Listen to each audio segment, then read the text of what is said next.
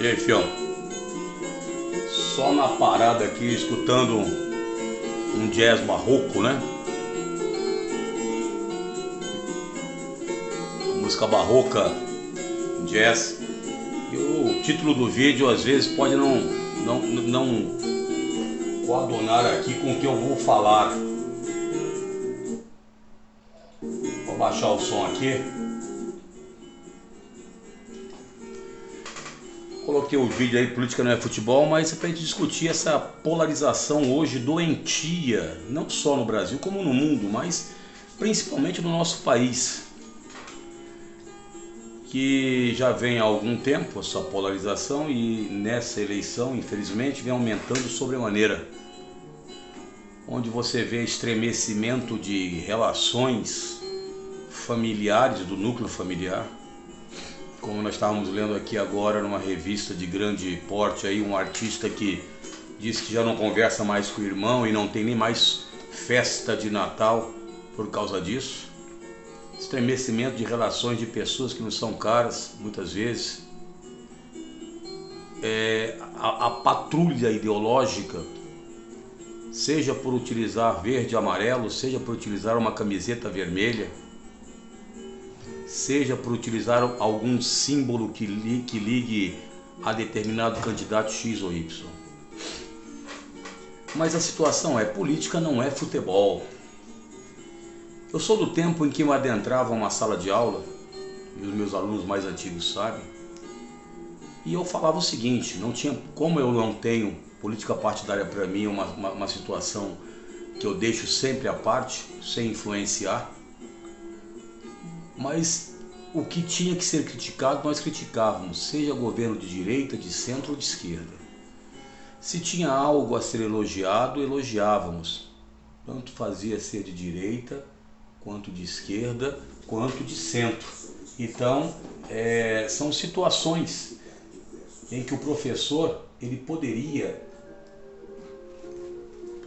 adentrar com muita tranquilidade e explicar. Então, por exemplo, se a corrupção, se existia desvio de funções, etc., cabide de emprego, hoje você não pode fazer isso.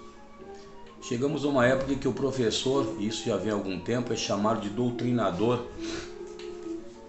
E estamos chegando numa época em que as pessoas dizem que a escola só tem que instruir, quem educa é o pai. Então a questão educacional deve ser revista. Porque não é bem por aí. A educação é algo muito mais complexo e profundo, que insere todas as pessoas que estão à nossa volta. E outra coisa que eu sempre falei aos meus alunos e repito, não se agradece de forma alguma político. Se o senhor ou a senhorita vota em deputados, vereadores, deputados, prefeitos, governadores, senadores, presidente da república, eles estão ali porque representam determinadas situações. Então, se um deputado, seja ele estadual ou federal, ele ganhar verbas para o seu hospital da sua cidade, ou ele ganhar uma ponte, ou sei lá o que, uma rodovia, ou não fez mais do que a sua obrigação. Se um presidente ou um congresso combate a corrupção, não fez mais do que a sua obrigação. Se você consegue melhorar os índices de violência urbana, não fez mais do que obrigação. Mas o que nós vemos no nosso país principalmente são faixas e faixas feitas agradecendo como se fosse antigamente nos anos 30, 40. Tínhamos até uma novela na década de 70 chamada Bem Amado, onde tinha uma cidade fictícia chamada Sucupira, em que se mostrava isso com o prefeito Odorico Paraguaçu. É obrigação do político. Isso diferencia muito o político brasileiro dos políticos nórdicos. Os funcionários públicos têm suas funções, realmente. Tem suas obrigações e tem seus deveres também com a população, de tratar bem a população, tudo isso. Muito se fala em privatizar algumas empresas estatais. E eu vou pegar um caso típico de uma empresa que está se falando muito, chamada Petrobras. Eu não vou entrar no mérito da privatização, só quero lembrar uma coisa. Quem é funcionário da Petrobras sabe que dentro dos contextos da Petrobras, o trabalhador, além de ter um bom salário, ele tem uma infraestrutura ali de base que faz com que ele se sinta bem dentro da empresa. Ao invés de privatizar, era isso que as empresas particulares deveriam fazer com seus funcionários. Assistimos Café Filosófico na TV Cultura hoje, e uma das situações era a questão do trabalho e as doenças mentais, os distúrbios mentais que estão acontecendo pela pressão. Então estamos colocando isso para que vocês fiquem mais atentos às situações. Novamente, política não é futebol. Gostaria de chamar os candidatos aí para uma resenha, para um bate-papo, um churrasco, contaria muita piada. Entretanto, o país não é uma piada, velho. Você tem que votar naquelas pessoas que realmente nós achamos que são pessoas que vão pautar esse país para frente. E outra coisa, como eu falei dos políticos nórdicos, vai dar uma olhadinha nos políticos nórdicos, nos países nórdicos, Suécia, Noruega, Dinamarca, Finlândia, quanto que eles ganham, os gastos que eles têm, e eles não têm toda essa mordomia que tem aqui. E quando eles fazem algo, não é mais do que obrigação. Cuidado você com polarizações, de comprar camisetas e achar que o candidato X, Y ou Z não tem defeitos.